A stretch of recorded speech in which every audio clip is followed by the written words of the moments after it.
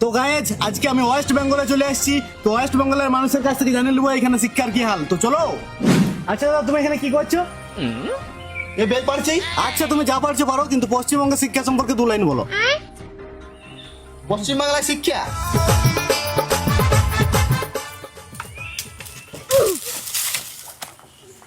পশ্চিমবাংলার শিক্ষা গান মারা গেছে। কেন কেন?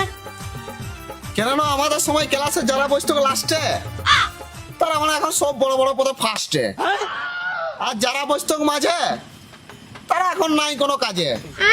আর যারা ছিল টপ,